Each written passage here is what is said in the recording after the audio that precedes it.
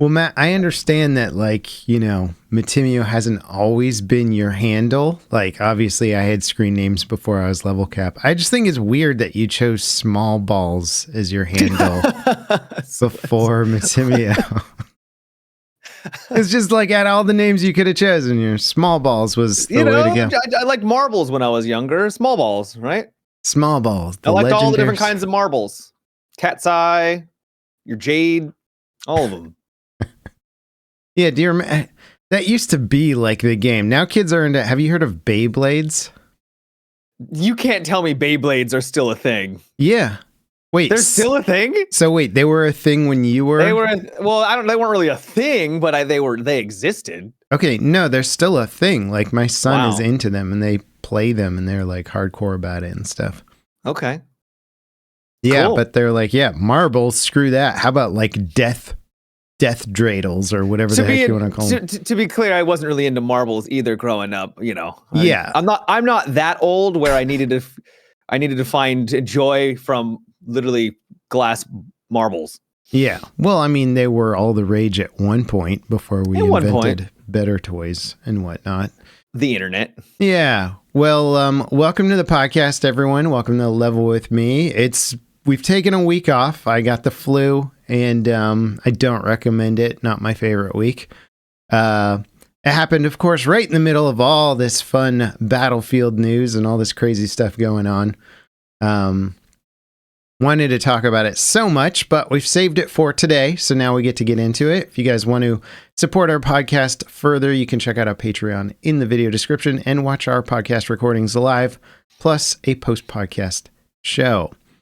So, in light of staying current, or catching up, rather, Battlefield 6, 7, the next battle. I think just call it Battlefield 6. You know, it's appropriate. How much you want to bet they're just going to call it Battlefield when it comes out? They could, just a hard reset. Yeah, they're just going to do that Call of Duty thing. Just be like, it's Battlefield now. Yeah, welcome to Battlefield 2025. Actually, no, 2026, right? Because I think EA came out and said that they're aiming for like around April next year. Or am I misreading?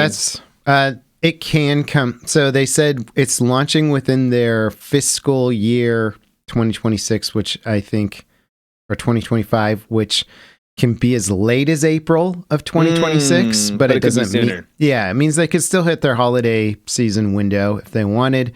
But then also, one of their higher ups came out and said, like, if the game's not ready, we are going to delay it. And while most people might be like, well, yeah, duh, not for DICE. DICE is like, if the game's not ready, we're going to launch it during that holiday window we always do. That's all that matters. Yeah.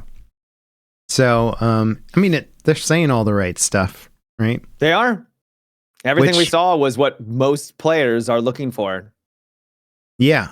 What did you think of the BF3 trailer? Did you think that was BF3 trailer music? Oh, I mean, I thought it was fine. I mean, they're obviously trying to bring nostalgia and like that theme and those. I mean, I could argue even that's very similar to Battlefield 4. Battlefield 4 had a very similar track as well. Yeah, they're just trying to bring back those memories, and obviously from the trailer itself and the brief amount of gameplay that we saw, it is more like those two games, and so music makes sense. Yeah.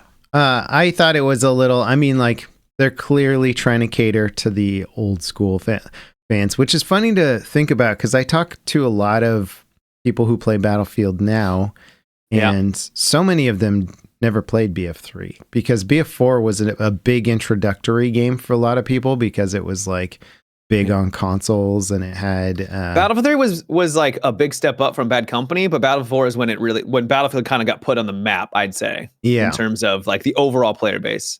And then it peaked at Battlefield 1. Yeah, I agree. And so I feel like I wonder how much of the current player base even remembers BF3. So that trailer music starts playing and they're like, we got him now. And I'm like, how many people are left that remember the BF3 trailer like immediately and are like, oh, it's BF3, baby?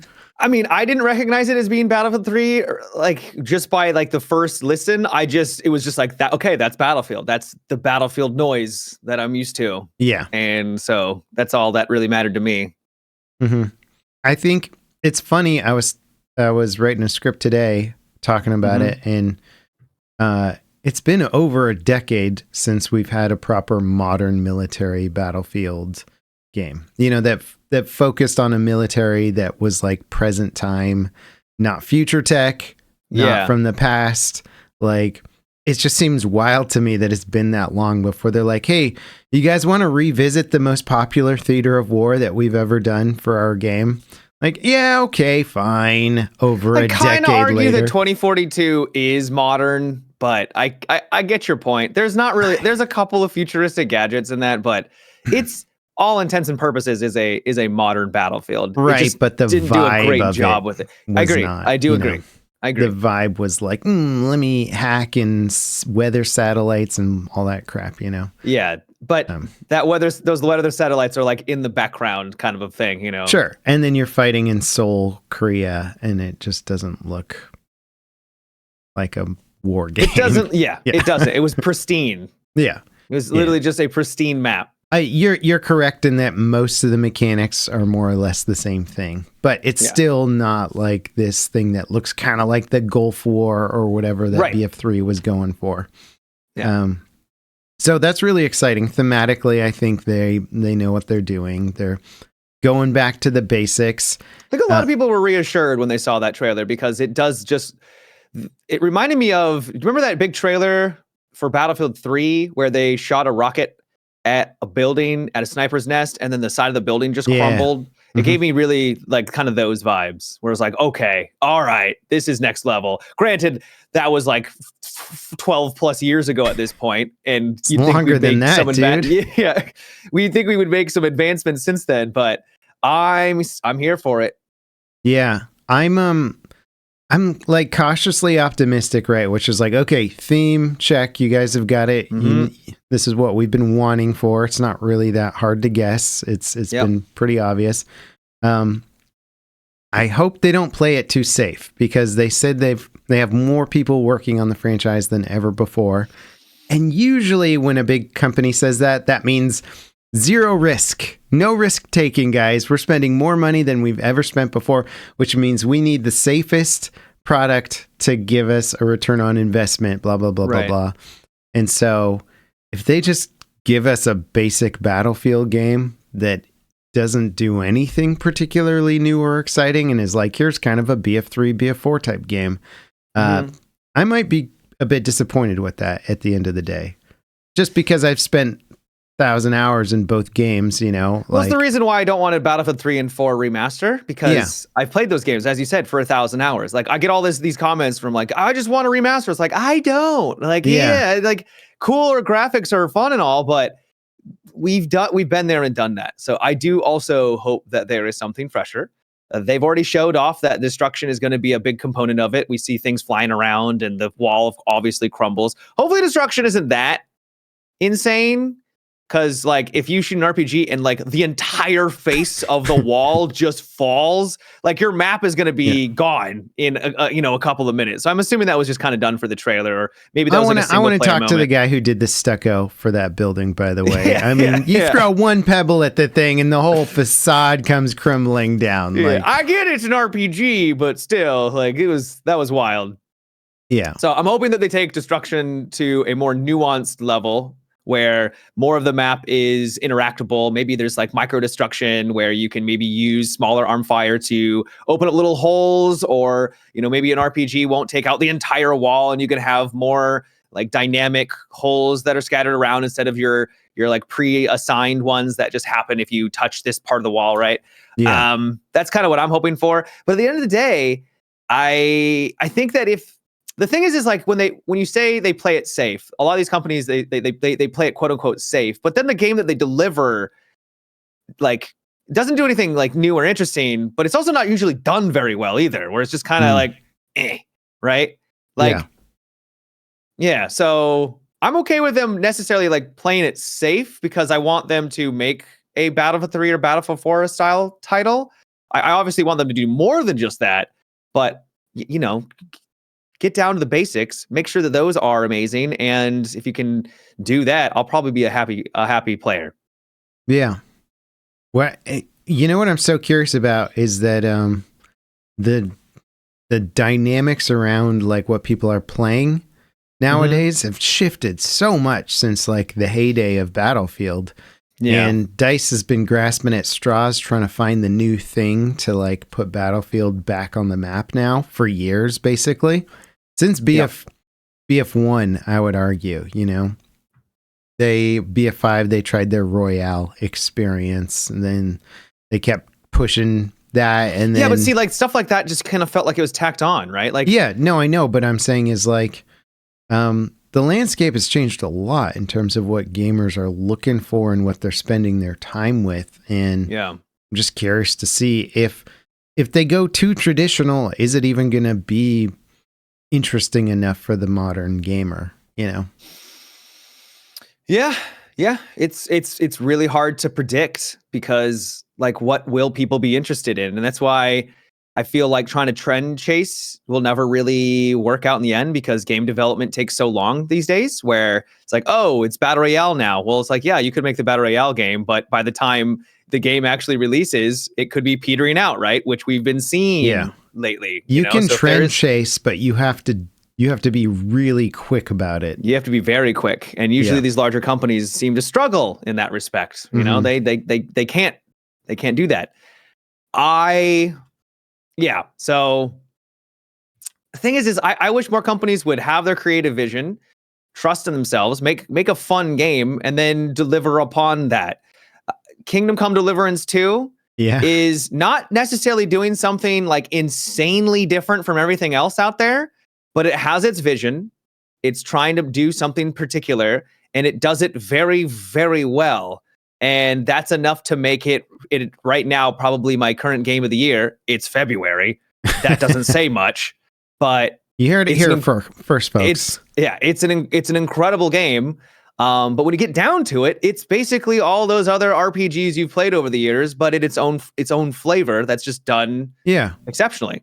They're not reinventing the wheel, and arguably you could argue that it's very similar to the first Kingdom Come, but just like better in many regards. I haven't played it personally, but I've seen it exploding and I've watched videos on it. It looks really cool. How many hours into it are you?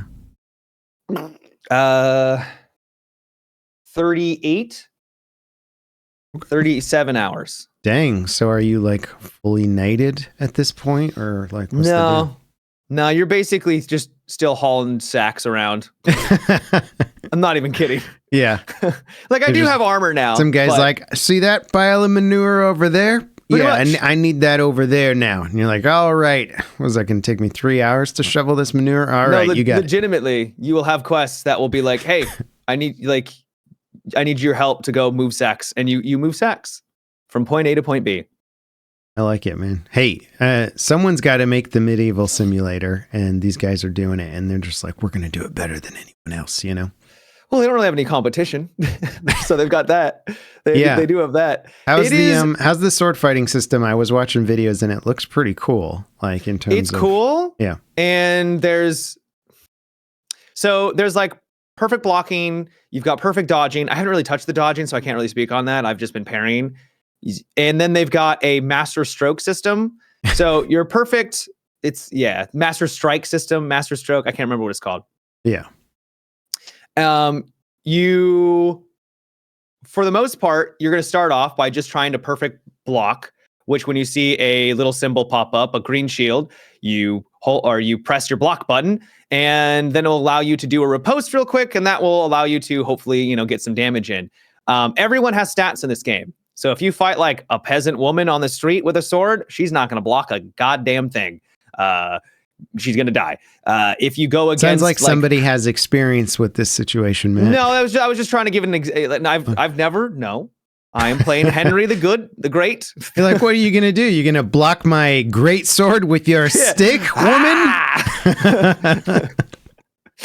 But if you go against someone who clearly is like fully armored, they are part of like a military, they're going to be significantly harder to get through their guard. And even if you do get through their guard, you may not hit a piece of their armor that is necessarily susceptible to like a sword, right? Or like whatever. That's why you need a mace.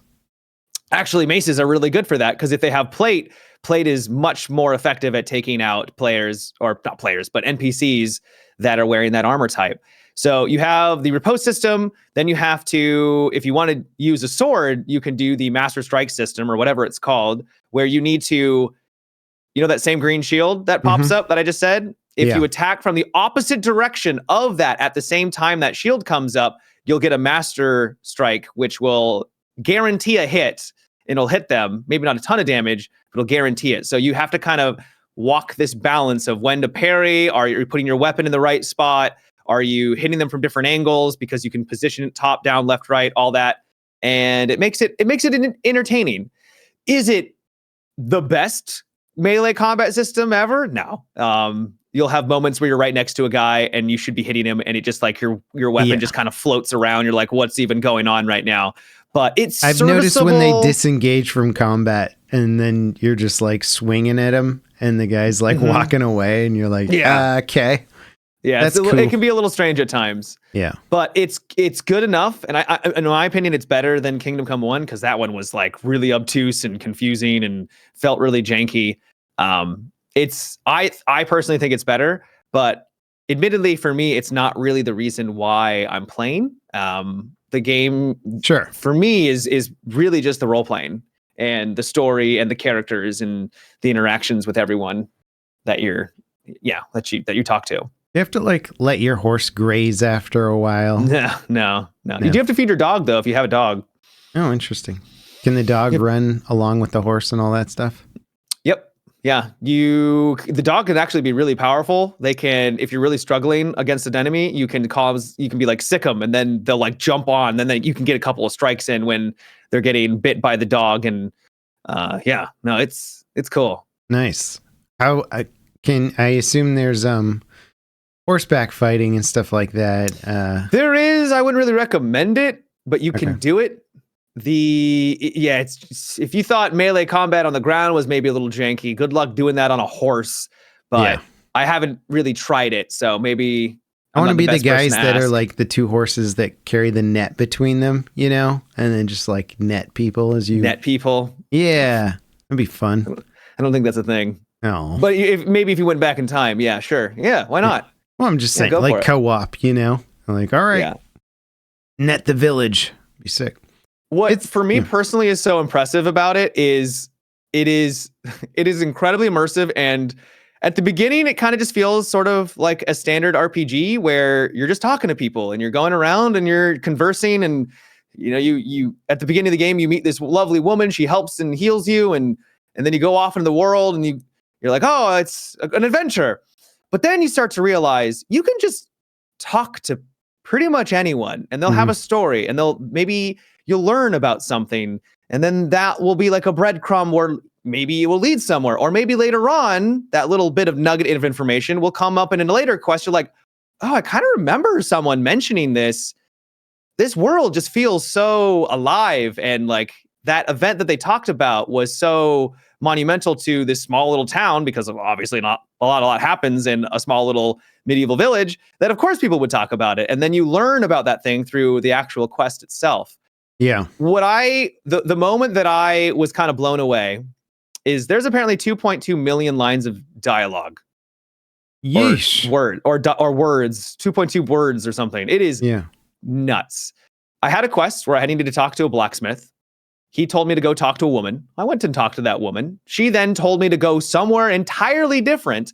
I went to the blacksmith to go repair something, and there was a little option that said, hey, how did the talk go with the lady? And you have a conversation about that conversation, and you give them a report. And I'm like, this wasn't needed at all, but holy hell, it just makes it feel like you're actually talking to someone, right? It's not just a hub for a quest. I don't know if I've ever played a game that had that kind of minutia in it, where they're like, what did Rachel say about the quest? She gave you another quest. Yeah, that's Rachel, man. Pretty much. Yeah. And it's organic too. That's what's so impressive, is that the writing not only feels organic for the character that you're talking to. If it's a noble, they're going to sound and act like a noble with their dialect and the way that they, flow from one thing to another. But also, it gets you from point A to point B in a natural way too. And it's just done not flawlessly. There are moments that can be a little jarring. But considering your choice, dude, I didn't even talk about your choice. Your choices actually matter in this. Like, people will die and like big characters will get taken out and like the course of things. I have no idea because I haven't beaten the game of like how much these things will really matter in the grand scheme. But it feels like there's big set pieces that will happen, big kind of story arcs that will result vastly differently depending on how you approach it. And it's nuts. Yeah. It's very good. They've done a good job. That's like super encouraging. Also, think about that dialogue system with like some of that, future learning language model integration to like games where people are just talking with you more naturally instead of having the standard quest or the dialogue trees.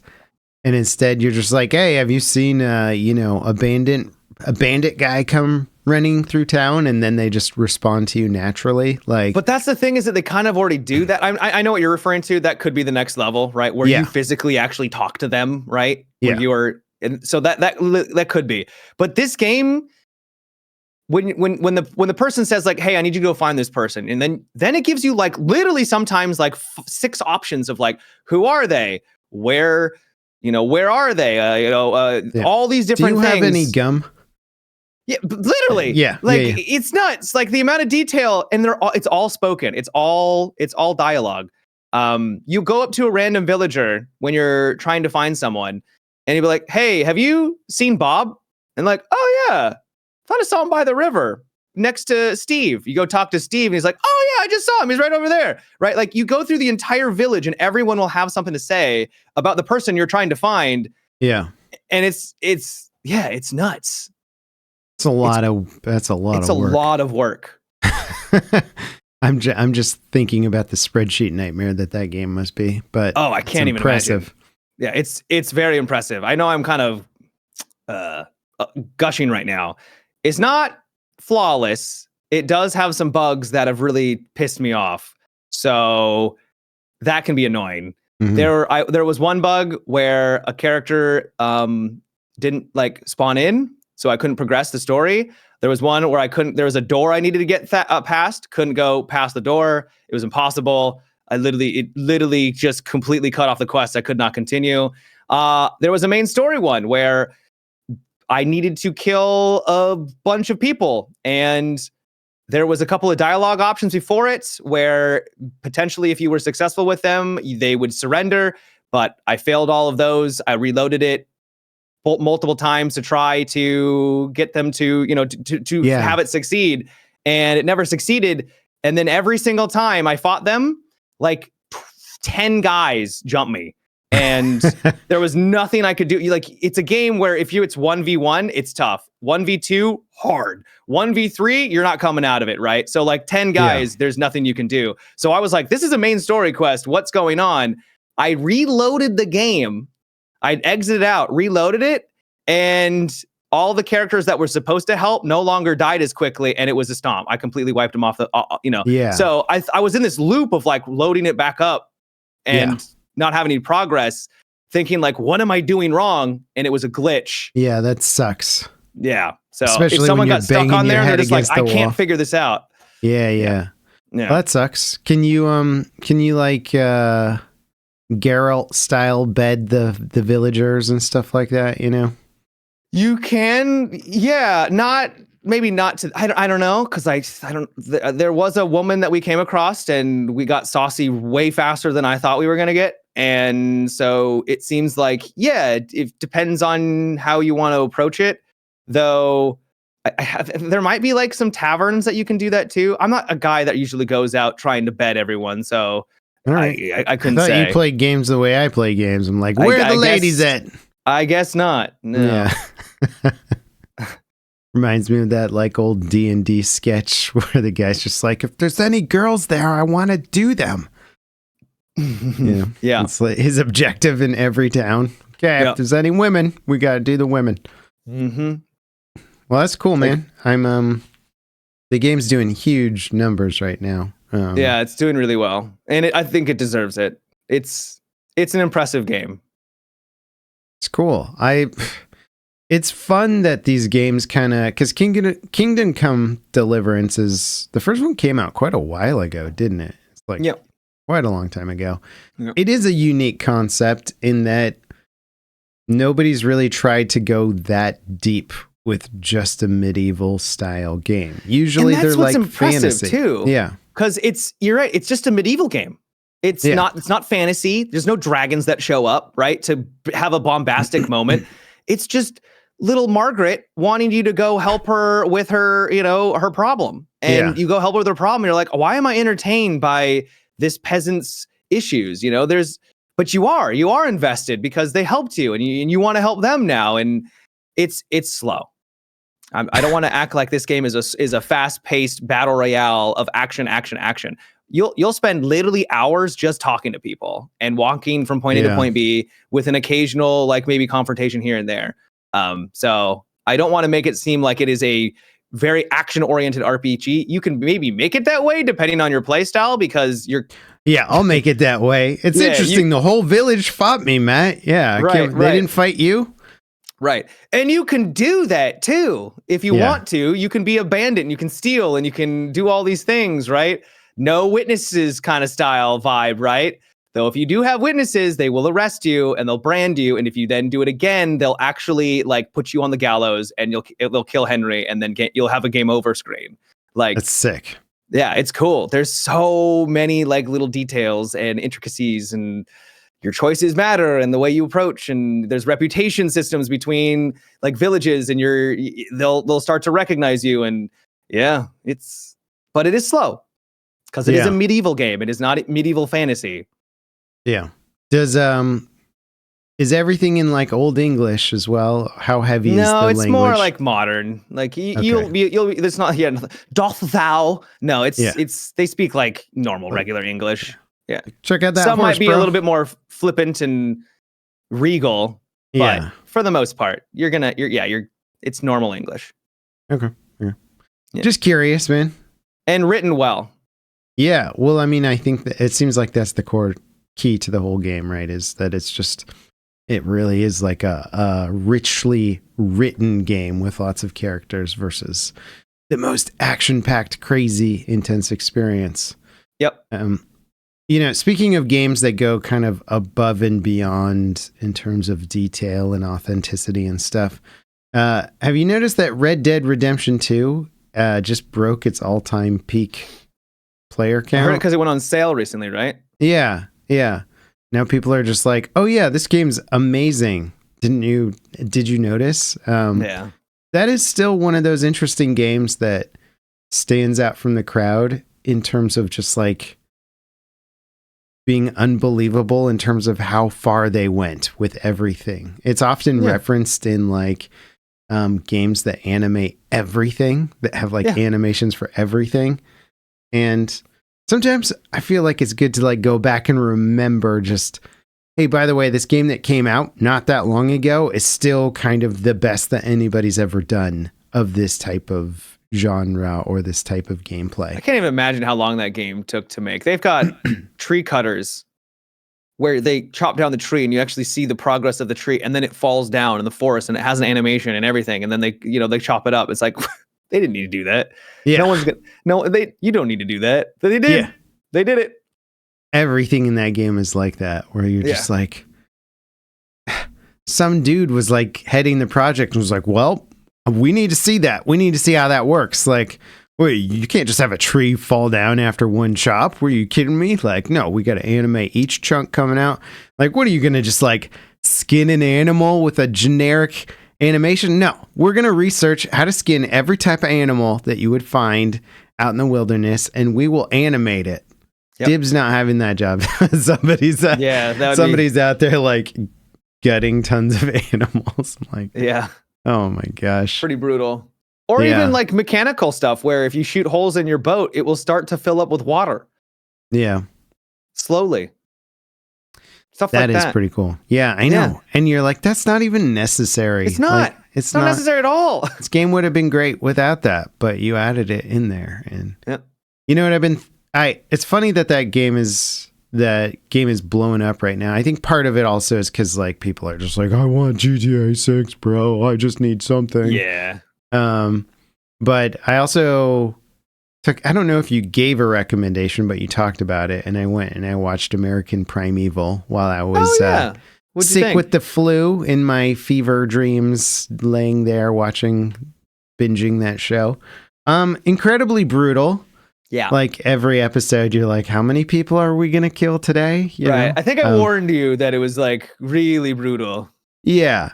It didn't surprise me too much. It felt kind of like a rehash of Deadwood to some degree. Haven't seen Deadwood. Okay, so Deadwood is kind of like that, except more focused around a town rather than an adventure. Mm-hmm.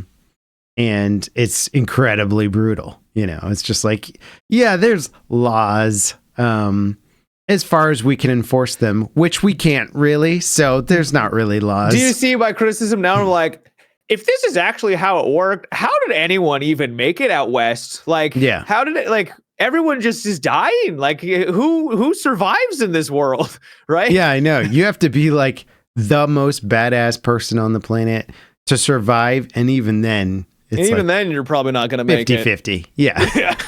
Yeah. It was nuts according to the TV show.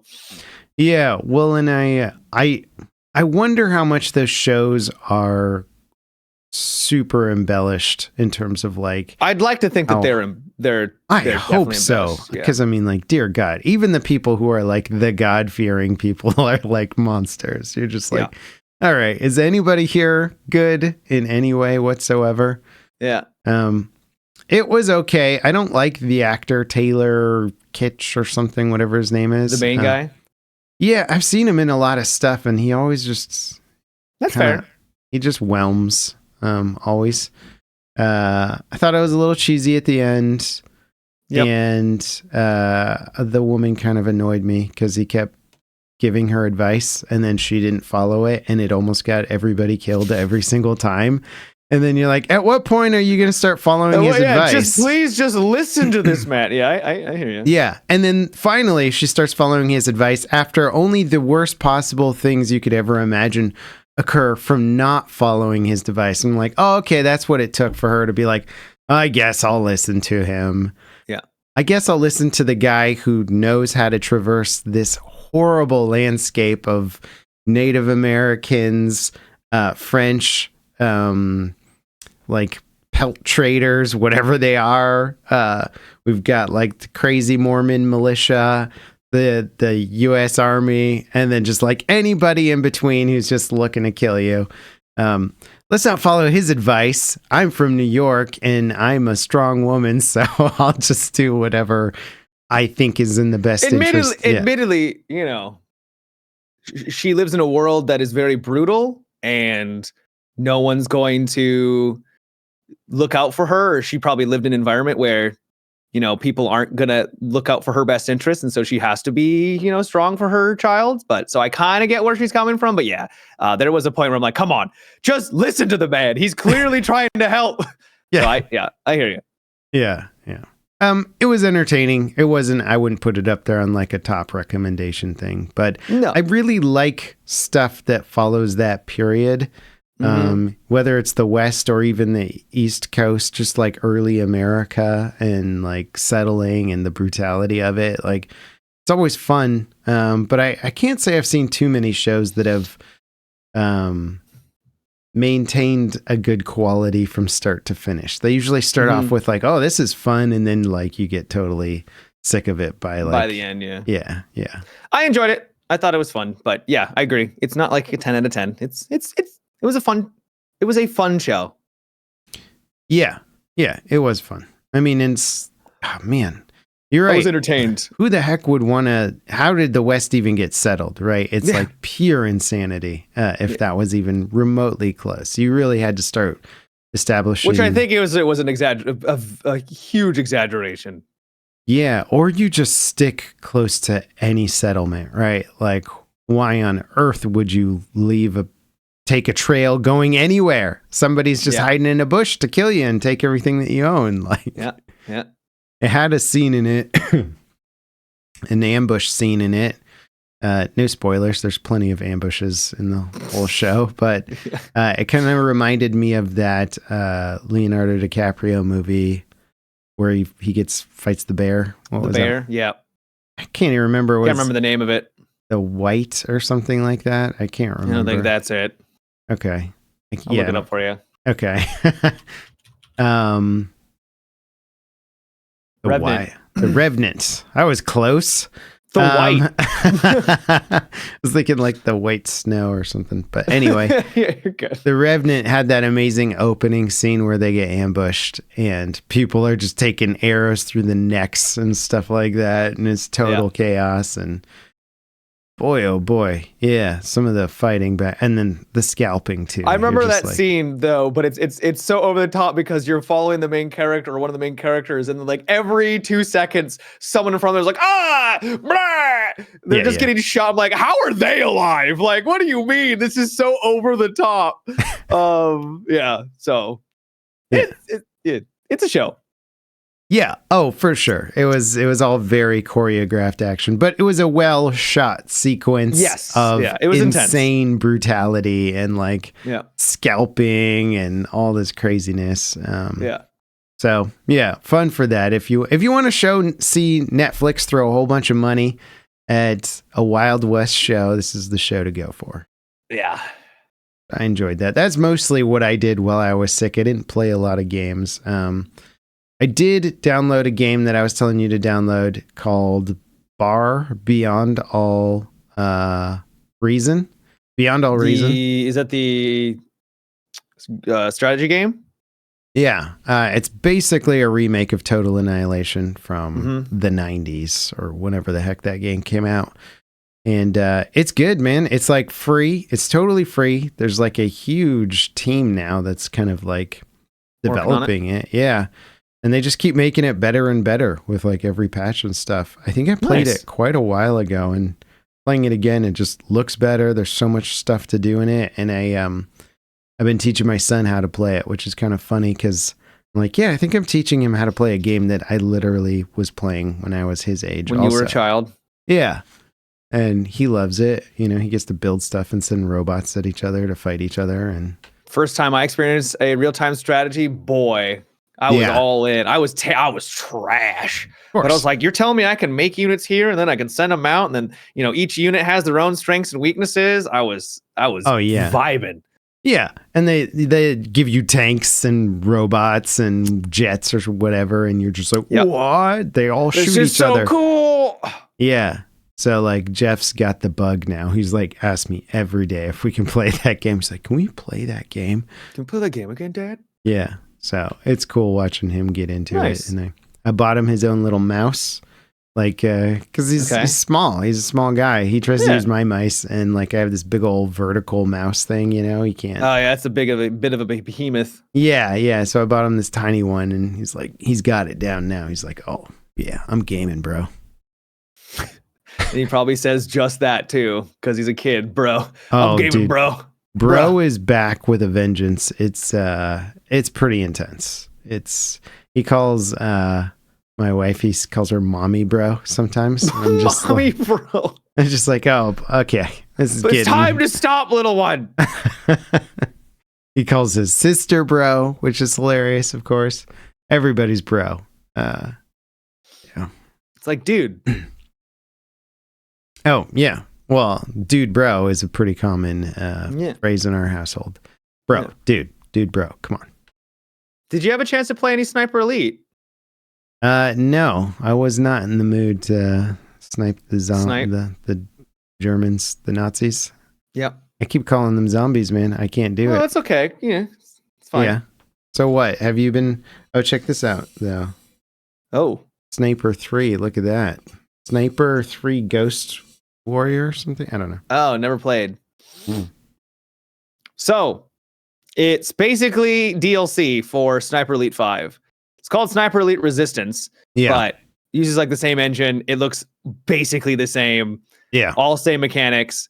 But this time you're playing as a resistance fighter, and you have like resistance from like the French as well, and it's a Sniper Elite game. How familiar are you with the franchise? I mean, I've played them before. I know exactly what you're talking about. And if it hasn't evolved the genre, then I know exactly what the gameplay is. And you'll know exactly what the gameplay is then. Okay. My favorite functionality, though, and I don't know how long it's been a part of the franchise, because admittedly my first one was 5, is the invasion mechanic, where another player can join your lobby and they will try to take you out, which adds this whole other flavor and dynamic that no other really game like this does. It's a lot like the invasion system from the Souls series, where they'll just show up. The AI will not interact with them, or they kind of interact with them loosely, but they've got a big advantage because you shoot something, the AI is going to notice it's a stealth game, and then they're all trying to target you, and now you got to deal with the AI plus this player. So it's like this really interesting cat and mouse. And so while the maps do you are good, invade other people's? Oh yeah, yeah, oh yeah, all the time. It was so much fun. It was great. Yeah. They do give you a pretty big advantage when you're the invadee. You will have a focus ability that allows you to see through walls when they're up close. So if they close the gap on you and you have that, you can be like, oh, he's right up top. And then you can sometimes you can shoot through the wall, like directly at where he was. So that can be a little cheesy. You can turn that off if you want. So you want to try and keep your distance. You want to snipe him. Yeah. As the invader, you want to snipe. Exactly. Yeah, that makes sense. Yeah. So it's as an invader, do the AI go after you, or are you friendly? They're friendly. Yeah. Okay. So you play as a German Jaeger sniper, and then all the other Germans are on your side. You basically spend the first 5 minutes just trying to identify where the player is, and you'll be marking your team, your side. So if they die or if they get alerted, it will show you where they spotted the guy. And so that's basically what you're doing within the first 5 minutes. You can eventually call them on a phone, and then it will give you their exact location, but they'll also know your location too. So you got to be kind of wary of that, right? And then you'll have like that standoff. It's fun. There's just something about it. The game, I'm really hoping that they update their engine or use a new engine for the next game, because it's starting to look pretty outdated. So for Sniper Elite 6, it's such a wild franchise, because they haven't, other than this mechanic that you're talking about, which admittedly does sound pretty cool. Yeah. They just keep remaking the same game over and over without much new stuff, it seems. And I guess it just keeps doing well. About using sound, having a plane fly on over, using the sound, taking a shot. An explosion happens, taking a shot, and then that masking your bullet and then taking out a couple of people while that's going. There's something about it that simplicity is just, it's peak. So yes, they are just making the same game, but there's, people play soccer every day. It's still just soccer. True. I like what you're talking about with the invasion mechanic too. Is super cool, because we try and go for that kind of classic sniper vibe in a lot of other games, like say Battlefield, for example. But it never turns out that way, because as you know, in Battlefield, if you lay down on a perch and zero in with your scope, you're dead in half a second to anybody who knows what they're doing. You do not want to sit still as a sniper, which is very much not how actual sniping works.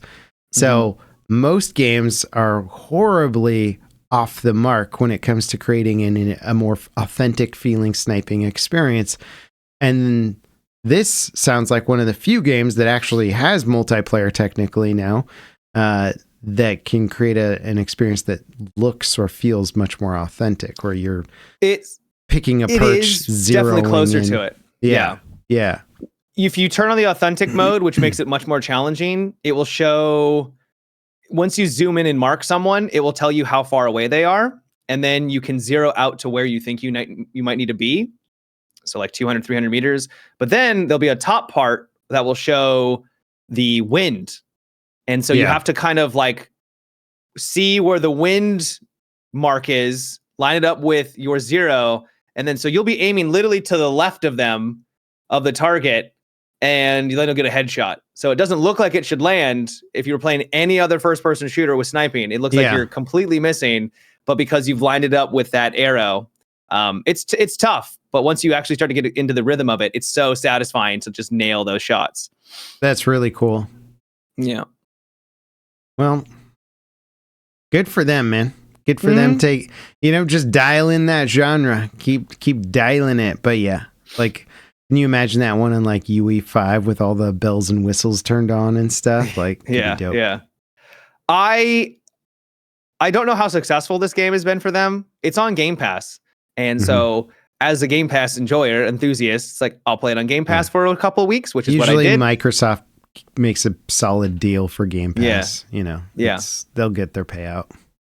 I'll play it for a couple of weeks, have my fun, play it early so I can enjoy the invasion mechanic, because most people are just going to move on to another title, right? Sure. So get in while it's fun, get in while it's hot, and then move on to other stuff.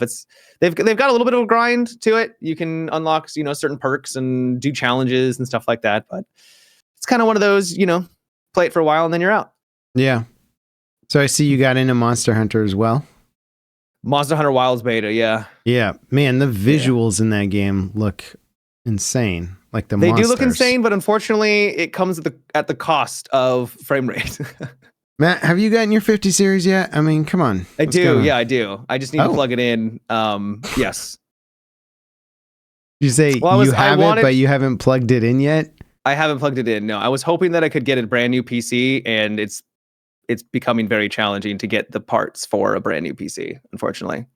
Oh, is what's going on with the markets? 9800 X3D is like impossible to find. So. Oh no. Yeah. Is that just a chip shortage? Is it an import thing? What's going on? I don't know. I couldn't say. I haven't done the research on why. I just know that every time I search for it, it's like, not in stock. I'll check for it right now on Amazon. Nope. Yeah. So it's tough to find the certain, particular part. So I've got the the 5080. I got that. Are you going to build your own computer, or are you going to buy a pre-built? Okay. Yeah, that's what I want to do.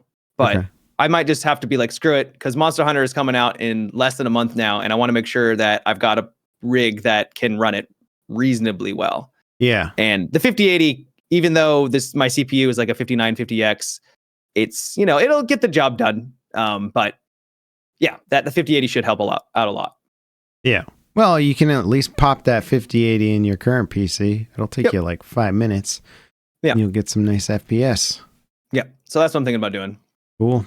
Yeah, I got my 50 series also set up. Nice. Over the last week. It has been nice. It's Path of Exile 2 has never run smoother, Matt. Let me tell you that much. Never run better. Nice. Yeah. Actually, it's funny. Like I did throw the visuals to the high, the ultra settings for Path of Exile, because I'm just like, why wouldn't I be able to play that? And the 4090 that I had before was like, topping out at like 70 in certain situations when things started really popping off. And then threw the 50 series in there, and it's like, nice, crisp 100+ FPS all the time, no matter what. Yeah. And then, if I dial things back a little bit or put it into like performance mode on DLSS, then I can really pump that further. But it's been a nice card. Little rough with some of the first drivers. But that is just first round of drivers sometimes. Yeah. Founder edition kinks. Yeah. Well, I was, this is super uninteresting, but it broke like the DirectX ray tracing API, which certain programs use. So for game dev stuff, I was trying to render out things and it wasn't working. And I was like, this is insane. What's going on with this program? And then people were like, oh, you got to roll back drivers. The new drivers broke everything. I'm like, okay, wait, I have a 50 series. There's no rollback. There's no rollback. There's only one driver. Oh, no. So, yeah, that kind of sucked, but I found a workaround for it. That's good. But yeah, first early adopters on hardware.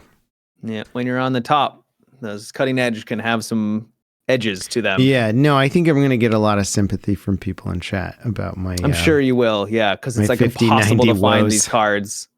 Yeah. No, I actually haven't even mentioned getting a 5090 too much yet because nobody wants to hear it. They're like, good for you, buddy. Nice. Good for you, asshole. There's that one meme of that child who's like, I'm happy for you, Yeah. Screw you. Yeah, like great. I'm so excited for you. Yeah. But Monster Hunter, mm-hmm. bro, it's so good. Yeah. It's so good. They added in a couple new monsters they only added 2 more since the last beta, but they added in there's a word for it. I can't remember the word for it, but it's basically the big monster for Wilds, right? Yeah. Nergigante was the last one. The Arc Vault. I don't know its name. I'm clearly professional. They are the new big monster, and it is amazing. It's basically a giant wyvern with it's got these things on the side of its wings that turn into chains. And so it literally just starts whipping the ground and causing massive explosions, nuclear explosions just going. It is bananas. The first time you fight it, how does he whip? And he just starts, it's peak. They have these duels between other monsters. They have territorial disputes. Oh, sick. And Ray Dow is another dragon-like creature. And you're Ray Dow is kind of tough, but it goes against this thing and it comes in and starts to hit it with some electricity attacks. And then this thing literally whips it out of the air, slams it on the ground, and then elbows it with its wing. I'm like, this is like the WWE. It's bananas. It's so cool. Yeah. So you're just standing there watching Godzilla versus King Kong. Oh my God. Yeah. How am I going to fight this thing? Yeah. So cool. How big are you in Monster Hunter? As a character? Not that big. Yeah. You're just a person size? Yeah, you're just a person with just big weapons. Yeah. Yep. Insane. Didn't they make a Monster Hunter movie? Yeah, I never watched it. With Mila Jovovich or whatever her name is? Yeah, the lady who's always in the Resident Evil movies. Yeah, she's relegated herself to trash movies. I think she just does projects with her husband, and I think he was the director. Okay. Yeah. It's so weird. I'm going to watch that movie and then I'll come in a Monster Hunter expert. I'm like, well, Matt, you see, they're using the long sword. Yeah. In Act 3, when Mila Jovovich takes out the machine gun. There actually are weapons. There actually are guns in the game. There's a long. Yeah. So that is a thing. Why are you hunting the monsters? I don't think I've played a Monster Hunter before. You're hunting them because they deserve to be hunted.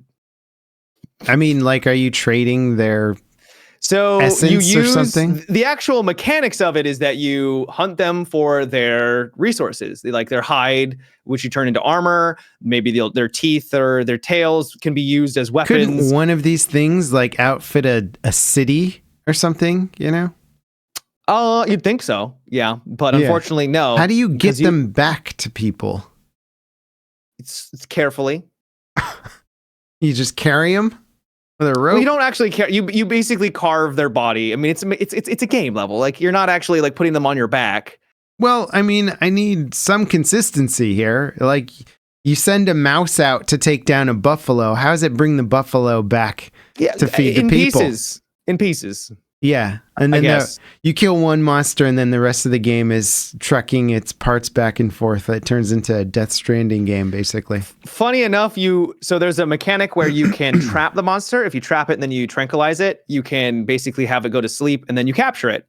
And that method is not only faster at getting the rewards, but you get more rewards for doing that. And so it's are you then just taking this sleeping creature and then farming its carving it up while it's alive? What's how are we getting more resources out of this? Yeah. Are you milking it? Is that what's going on? I couldn't say. I don't know what happens to the monsters. They didn't give you those Red Dead Redemption animations. Yeah, nothing like that. There's nothing like that. Now, that would be a game. That game would turn some heads, right? You're Definitely. Put a giant dragon asleep and then just milk its massive teat. you know. How level cap the mind that you have is beautiful. I've never played the game. There's no getting away from this. Your brain went from fighting giant monsters to what if you can milk it? Well, you're saying you're like taking resources from it, and then you saying that you put them to sleep, but you're taking resources while it's asleep. Yeah, I was so trying my to kind of mind poke goes fun to like of, milking or something. Yeah, I was trying to poke fun at how they would manage that, and you went straight to milking. So well, I mean, you make fun. You try to insinuate one of the resources you get one. from an animal without hurting it. How else are you gonna like keep it asleep? You know, that's fair. Just I'm just saying your mind milking, went there. Matt. You know, that's what it is. Yeah. Yeah, I just want the record to show that that's where your mind went. Dragon Milker 3. I'm making that game with someday. all new mechanics. I'm making that game. We're not even going to have a 1 or a 2. It's just going to 3. It's going straight to 3. People are like, I can't believe there's 3 of these. There isn't. It's just what this happened one. to the first 2? Oh, well, we're saving those for the prequels, man. Yeah, there you go. Do you want to know how you became a dragon milker? We'll play number 2. Knowing the internet, there's probably already something out there like that.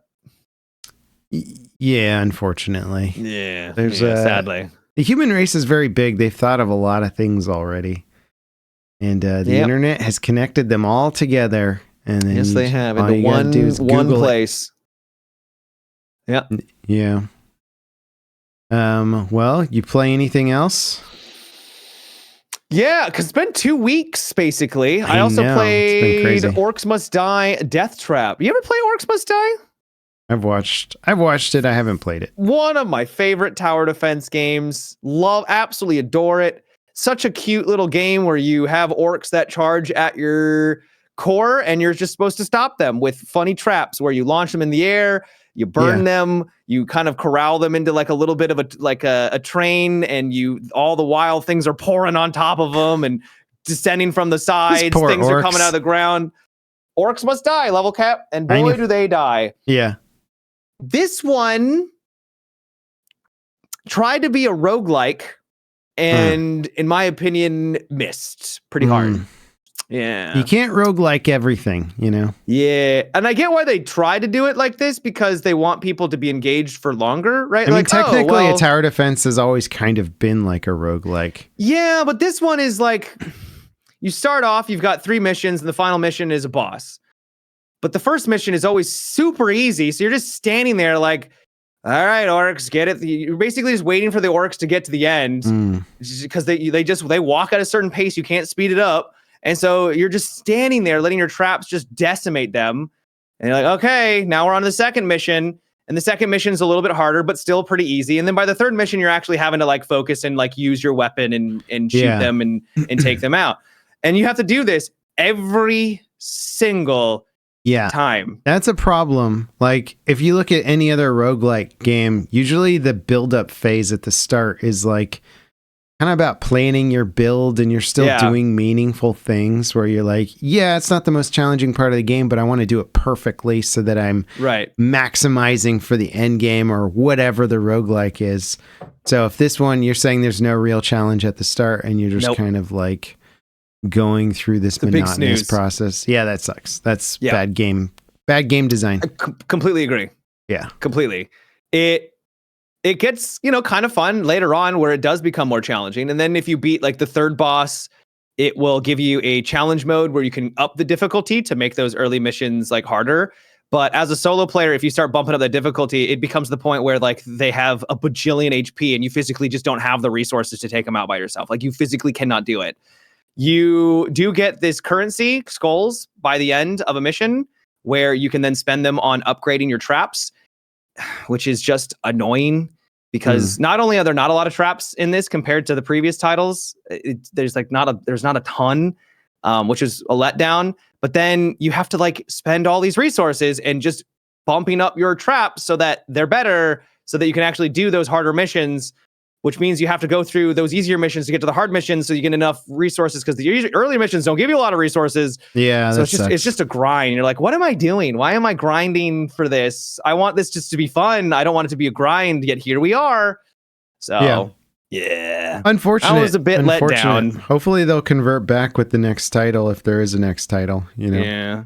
I respect what they were going for, because there's some maps that are very open and some people are like, oh, this sucks because there's no corridors to actually use my traps. Like, what are you doing? But they're open for a reason, because there's multiple different areas the core can be, which is like where the orcs are trying to go.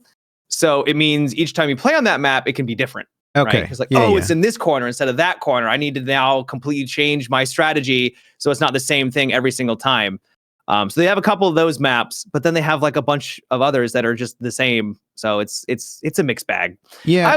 It's like, if you're going to make a roguelike tower defense, then change up the enemy types or something like that, so that you're like, oh, the strategy I used last time isn't going to work because they're sending in flying units or something. Yeah.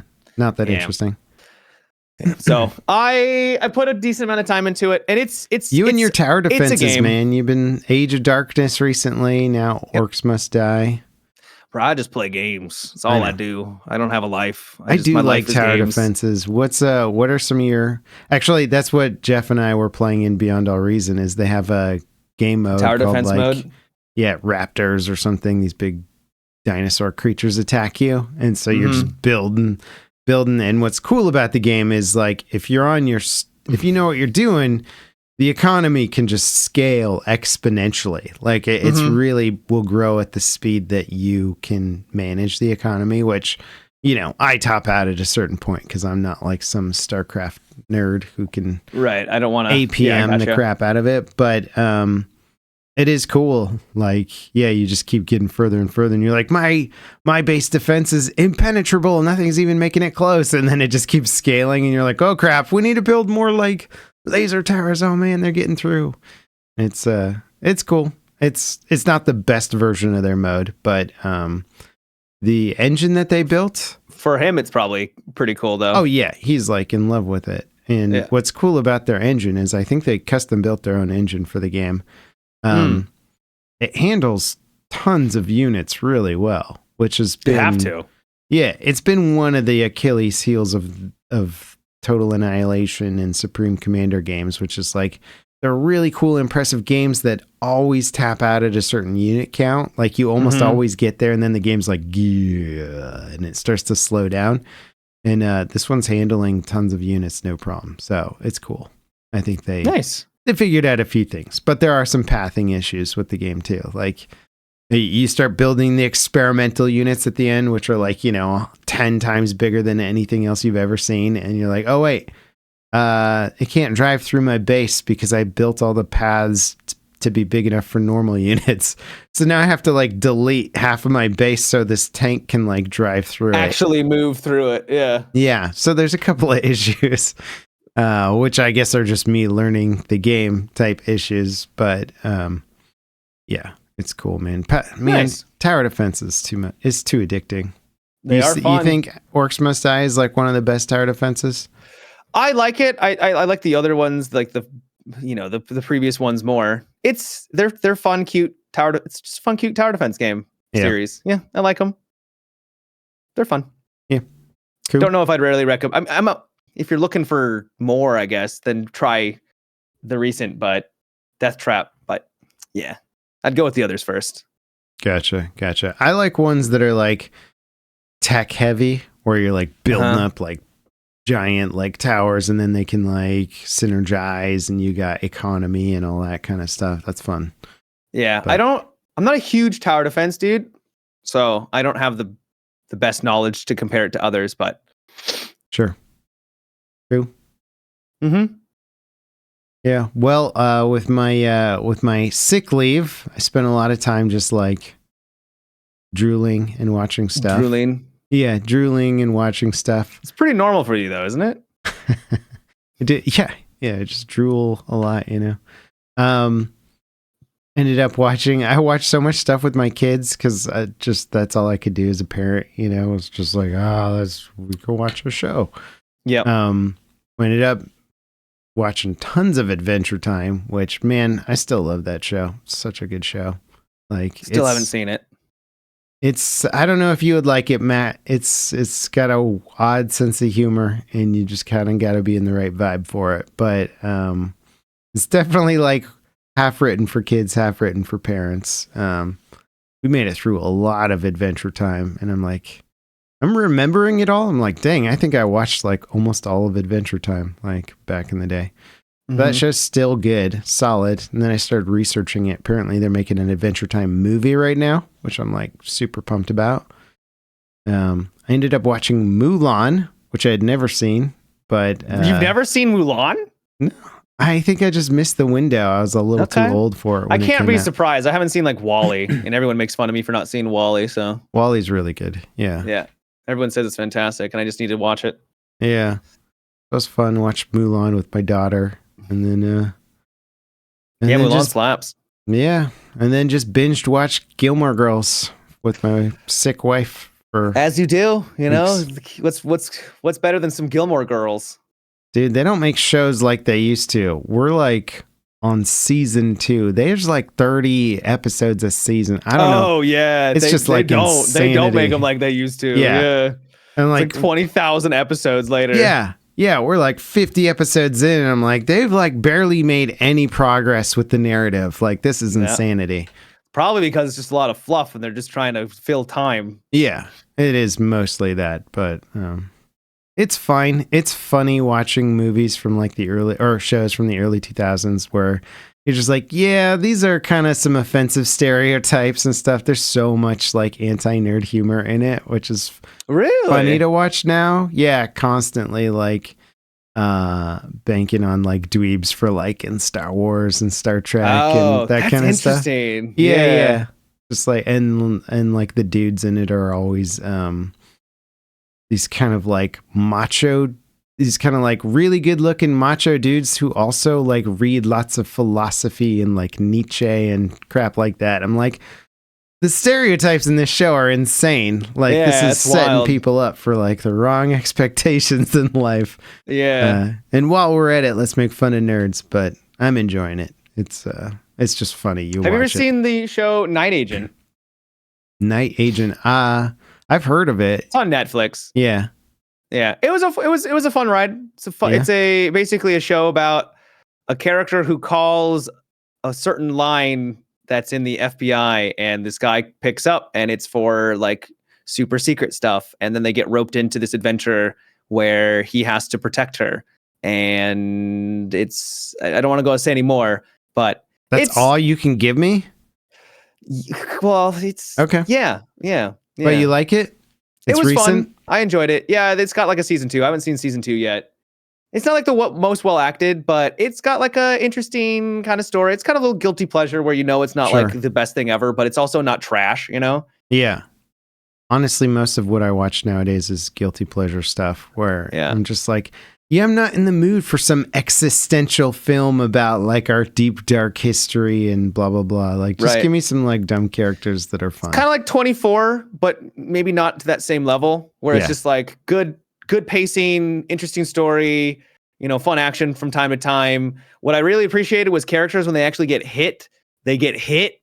You know, when you have those fight scenes where like they're just punching each other in the face repeatedly, and they're just like, "What's up?" Right? And then it's like you get the guy gets punched in the face and like, like you would in real life, you know? So I did appreciate having some actual reality and authenticity. Yeah. Because people are not made of steel, and so that was refreshing. Yeah, actually, that's a good point. That was one of my big critiques on American Primeval. The amount of time they knock people out with the butt of a gun in that show, and then they're just like expected to come to within the next, 20 minutes or whatever. Just like, we got to stop with this terrible propagation of, oh yeah, you can just knock people completely unconscious and expect them to be A-okay in like 20 to 30 minutes. Like, that person's either dead or concussed. Like, they're going to be dead because you gave them such a bad concussion that if they fall asleep, they'll die. Like, the whole trope of knocking people out is so dangerous. It's insane. If you knock someone out, like you said, they are probably going to die from that, or they're going to be in serious trouble for a while. Yeah. Or they have brain damage. Yep. Like you. And then this show is just like, I can't even count how many times people were knocked out in the show. 20 maybe, and you're just like, okay, like at what point do we need It's just such a convenient trope different... to be able to get people from point A to point B, you know? Like I got to knock this we got to get this person to be subdued, and this is the easiest way of conveying that, right? Yeah. Well, that, and then also they do the whole like, oh, I got shot with a bullet or an arrow, so let me just pull that out and I'll be good to go until I have a nice night's sleep to sleep it off. And you're like, okay. The Henry of Skalitz method. Yeah. I know. They're just like, yeah, well, I slept, so now I can run a marathon. You're like, no. Yeah. You're out of the picture for a while, buddy. Like, assuming you survive with your medieval medicine that you have in the Wild West, which is basically, let's just shove some herbs in there and call it good. It just, there's so much in that show of people just like, oh, I shattered my leg horrifically. Oh, that's all right. Just tie a splint around it. You'll be good to go. Like 2 hours later, the character's just like, in a jolly mood. You're like, no, you're dead. You're feverish. Your whole life is ruined. Like, what is happening? Yeah. Too much of that. That's actually one thing I did appreciate about Night Agent, is because when they got hurt, they got hurt.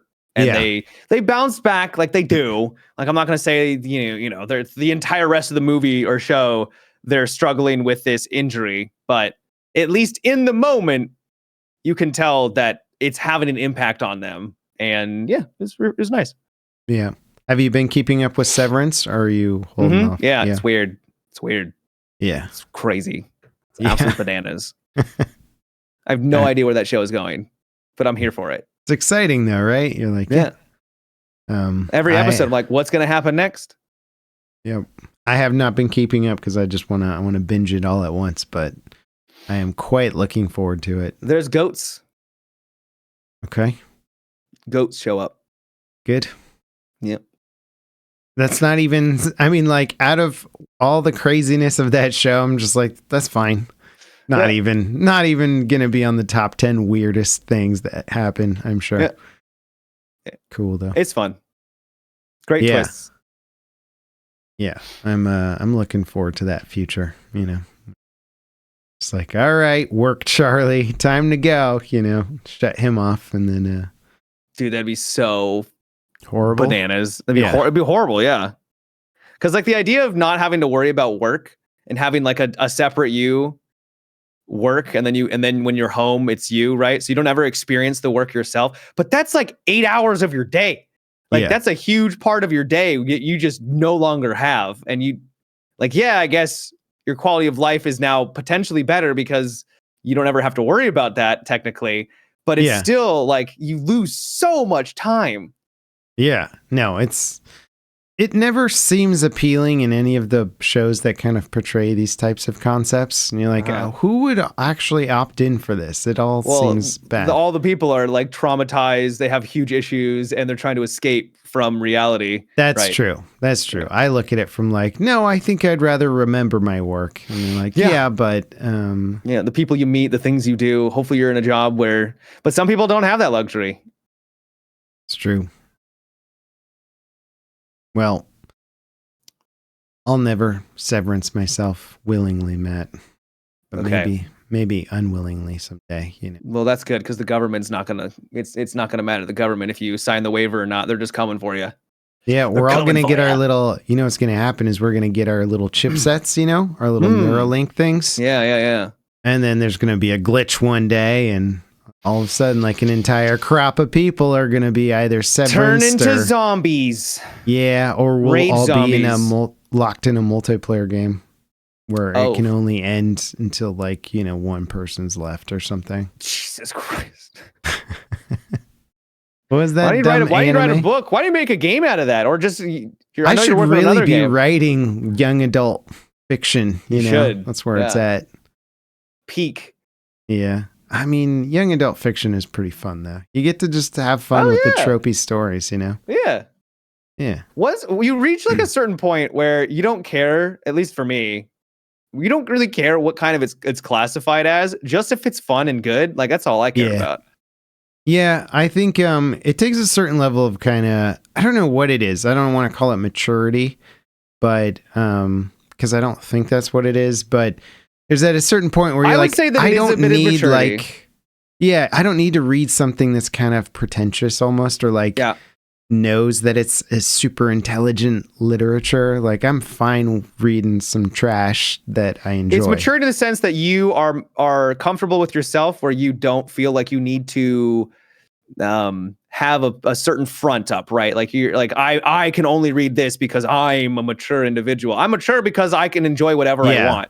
Yeah. I read historical fiction only, and I will tell you about history and blah, blah, blah, because I am an intellectual. And somebody's like, you read The Hunger Games? It's pretty good. And then you're like, oh, I never, no. That's dribble. I would never debase myself with such filth. But it's fantastic. And it's fun. I have this conversation with my wife all the time because we kind of both made similar reading transitions and stuff over the past couple of years. That's just like, oh, dang. Yeah. Some of this fantasy stuff's really fun. You know, it's trash, but it's really fun. Yeah, exactly. It doesn't need to be the best of the best just to be enjoyable. Yeah. Oh, that scene where the dragon bit that dude's arm off, sick, you know? Though, you better not be talking about my Red Rising as trash, level cap. No, I won't. But the first book is very young adult. I mean, the whole thing is a little young adult. Yeah. But I love it. I like it. Yeah. No, it's solid. I know they're optioned that for like a movie or a show, right? But I don't know what's happening. I don't know what they would do with it though. I It'd feel like you'd need to put a ton of money into it, especially later on. They could do it. I mean, The Expanse made a really compelling show. They can do it. Yeah. Yeah, they can absolutely do it. I just wouldn't want it to be like a CW, because I feel like it could easily become a CW show, and I would not want that. Yeah. No, that would suck. Yeah, would absolutely blow. I don't think they would do that. I think it's too big of an IP. I think they would throw a lot of money at it. I would hope so. Be sick. I'd watch it, but they'd cast some terrible guy as like the main dude, and then you'd just be like, okay, well, this sucks now. Yeah. That Taylor Kitsch guy. What? I'm not even saying his name right. What is that? Taylor. I don't think they're going to cast him, considering he doesn't fit the description at all. It is Taylor Kitsch. Yeah, no, he's too old now, I think. Yeah. They would need someone younger. He's the 43. thing is they also, like, how would you cast them? Because they're supposed to basically be gods, basically. Mm-hmm. Like, everyone is gorgeous and buff and tall as all hell. And yeah, it'd be interesting to see how they would handle that. Well, it'd be like when they cast elves in Lord of the Rings, They just had to find really tall, beautiful, slender people. Yeah, but this is like tall, beautiful, and unbelievably like ripped. Even the women are just like incredible goddesses. If everybody is of that stature, then they might not all have to be the correct height, as long as you kind of shoot it in a way where they look bigger. Right. You just model tiny sets for everything. There you go. Yeah. Everyone's just big because the sets are small. That's what. Didn't they do? They did that stuff in like westerns and honestly, the forced perspective in the original Lord of the Rings trilogy was like incredible, right? Yep. When they got Frodo sitting next to Gandalf, and you're like, I don't even know how they did that. To this day, they're like, yeah, it's forced perspective. I'm like, yeah, but I don't see how you did it. Like, I get the concept, but it's a custom cart. Yeah, no, I know. But what I'm saying is like, I can still look at the scene and I don't know where they lengthened or modified the cart, Pretty cool, like, isn't it? It's cool. It's awesome. Like, I wish they did that for The Hobbit. Did you see how they made The Hobbit? Oh my God. Yeah. Watch the making of that where like Ian McKellen. Yeah, he said he cried. Yeah, he was like crying because he had to shoot all of his scenes without the other actors. No actors. Because they like did this insane, horrific like thing where they just green screened the crap out of like this area. And then he had to hit all of his marks and talk to all the characters with nobody there in super complicated scenes. where they're all moving. There's like 11 characters moving around, and then they'd be like, hey, we got to cut. You walked through an invisible character. And he's just like, and then they'd have to do like 50 takes. And he was like, this is the worst thing that's ever happened. Like, I want to quit. And like, I wouldn't blame him if he did. Yeah. And I was just like, whose idea was it to shoot it that way instead of just do the forced perspective crap? Yeah, it's a little extra work on one side, but my God, you're going to get a much more enjoyable performance. Yeah, actors are supposed to be able to, use their imagination, but there's only so much imagination you can do. Yeah. I know. When the entire set is a green screen and you're like talking to tennis balls and stuff, and you're like, my Frodo, look at your ears. It's like, okay, that's enough. And guess what? The Hobbit kind of sucked, I mean, actually, it really sucked. It was not good. It was fine. It was, yeah. It was fine. It was fine. And that's what we're going to leave you on today. The Hobbit. It was fine. Let us know in the comments what you think about Peter Jackson's The Hobbit. Nothing else.